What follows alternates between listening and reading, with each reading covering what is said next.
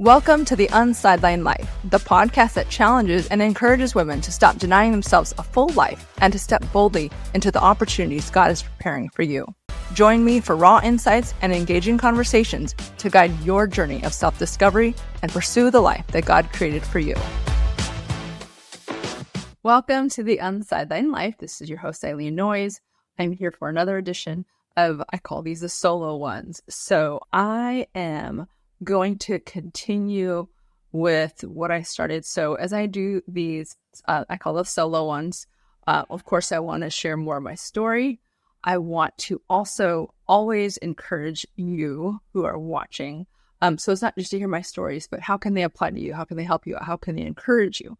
I also have typically a theme, and they're working. I'm hoping that they, one leads to another. So it's kind of sequential, but also just, I want this to make sense for you. So the first one I did, I believe the title was like rewriting the narrative.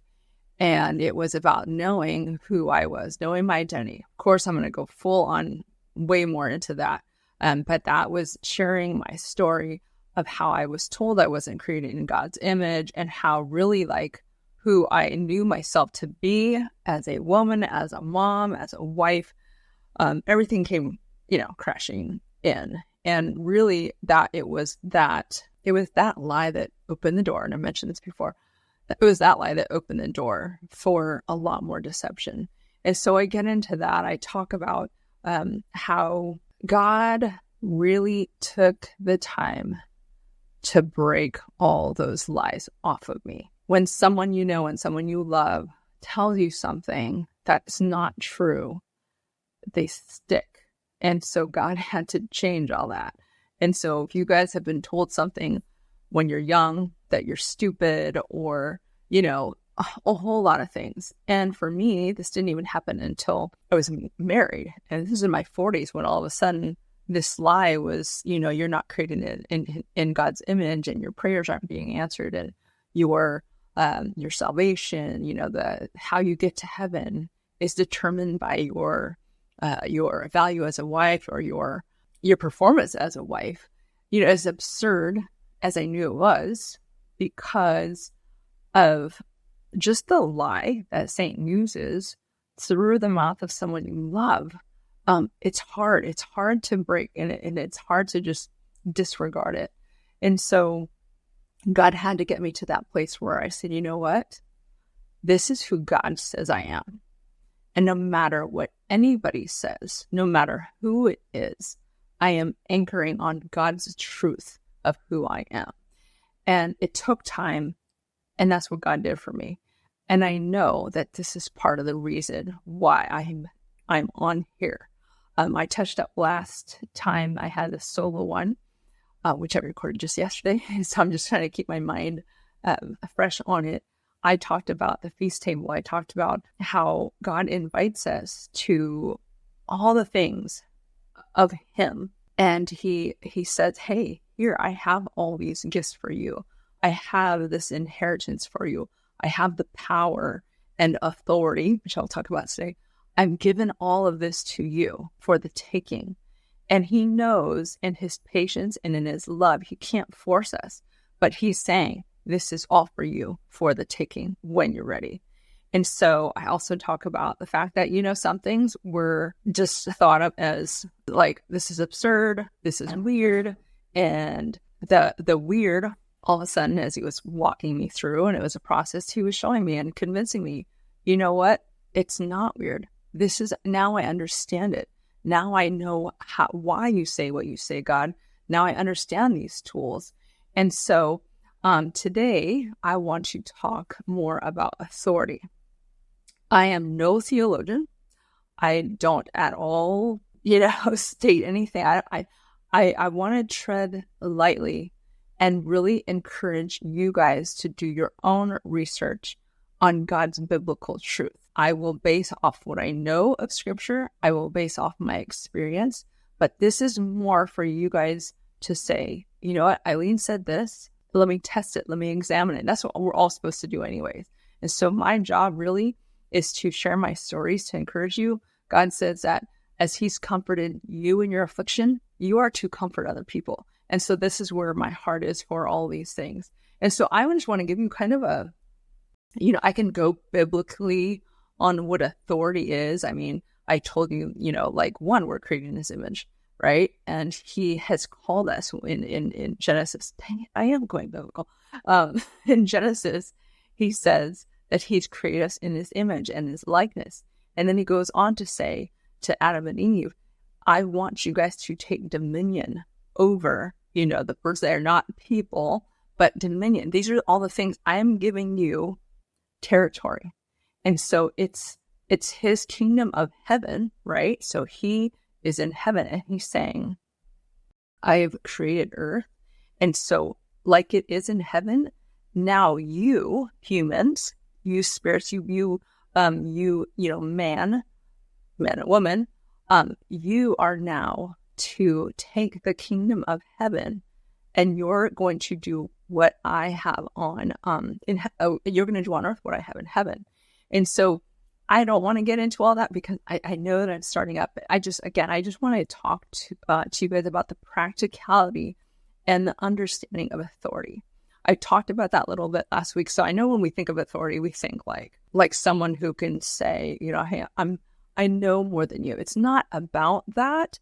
Like I said, Jesus says, I've given you all authority, to cast out demons, to tread over serpents, like those things. But when I think of authority and when we talk about authority, you will come to understand what that means again in a practical sense. So let's just take, for example, since we're in the Olympics and all that stuff, if you wanted to know about gymnastics, who would you go to? You would go to the Queen Simone Biles. She has authority in that area. So if it was me or her, and you were like, hey, I want to know how to do the vault. I want to, the beam. See, Lord, you're going to, if both of us were offering to teach a class, I would go broke. So she has authority in that space. And so as we go through things, whether through teaching, for me, I would say probably not as much as someone younger who is in the field of strength and conditioning. At one point, I had authority over that space. I studied it. That was what I studied in college. I did that. I had experience that continued for years at San Diego State. And so I had authority in that space. And so now, again, I have some, but not a lot. There was a time where my kids, as I'm teaching them technique and things like that, my oldest was wise enough to say, Mom did this. Mom trained some NFL, athletes or college athletes that went to the NFL. Why would I not ask my mom, right? And so he knew I had authority in that space. And what he did was he caught on, and he was wise enough to say, Mom, help me with my technique. Now the other ones, actually the second one, he was like, you're just mom. And it took a couple of years. And then he realized, Mom, like my mom knows what she's talking about. And so in that space of authority, that is part of it. So just having wisdom, having knowledge. There's another aspect of authority and the other parts of authority. When you go through something, and this is more about what I'm referring to, when you go through something and you have an understanding that you do have authority in that space. So for me, people would tell me as I was learning, as I was, wanting to write more, wanting to speak more, sharing my story prophetically, which we'll talk about again in future episodes. Prophetically, people would say to me, God has given you a platform and a space where not many people can talk into because of your experiences, because of your authority. When they said that, I'm like, what do you mean by that? And so what they meant by that is, okay, so a couple of places where, fortunately and unfortunately, I would say I have authority. God works all things out for the good of those who love him. I do love him. And so he's going to work it out for the good. But when I say fortunately, unfortunately, there are things that I have authority in or things that I have experience in. And so I know I can speak into someone's life. Let me give you an example of how it looks when someone doesn't have authority. So I'm going to give you a true life example of when I came to California, when we moved here a couple years ago. There was this person who lived here, and so she was younger than me. She's like, a beautiful girl, just, I don't know, she's probably 20 years younger than me. And she just met me. And what she started doing was she was giving me advice about parenting and giving me advice about kids. And, a couple times I'm like, okay. And just thinking, and I was thinking, am I being prideful right now? Why is this rubbing me wrong? And actually, that was during the time where I was being taught about authority. And so, so she's doing that. And I had to check myself, and I had to check with God, like, Lord, am I being prideful?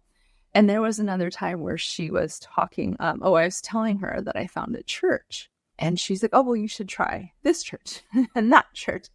And she didn't go to church, and she wasn't a Christian.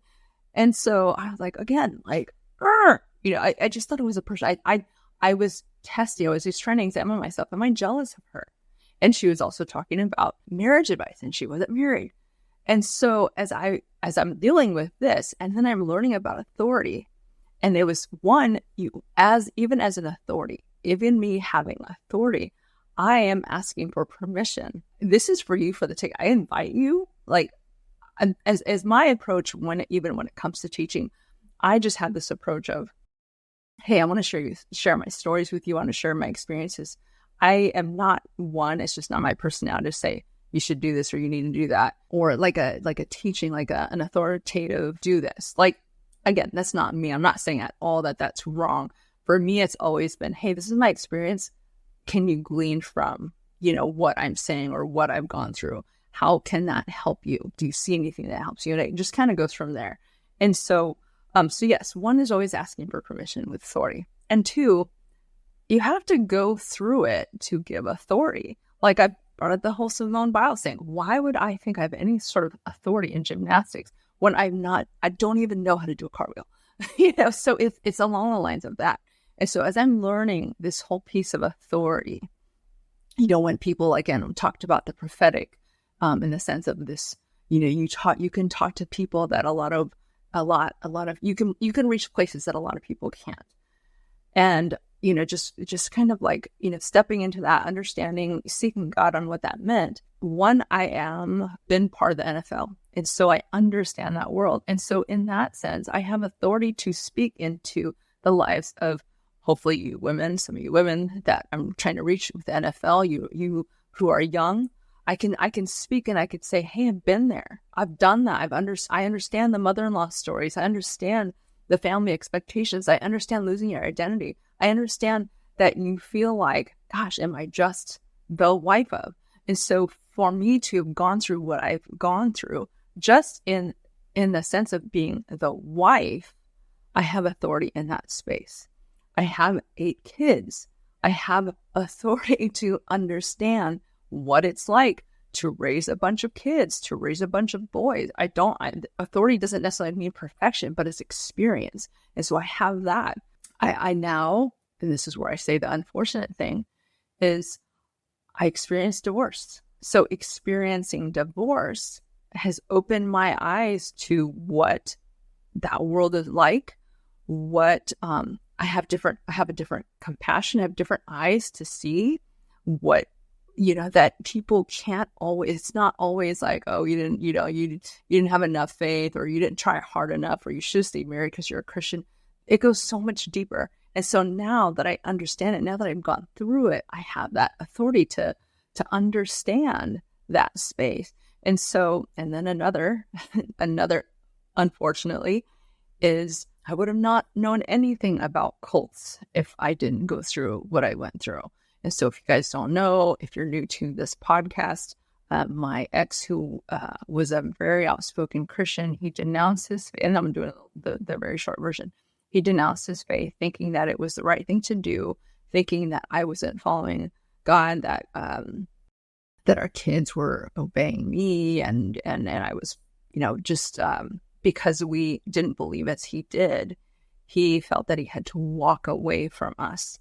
in order to follow God. God does not at all, biblically does not say to do that. And so in that teaching, I say it's a cult based off of everything that I've experienced and I've studied, not completely like in total in depth, but to see the parallels, to see the patterns of cult isolating the person, having a leader where basically that leader can do no wrong.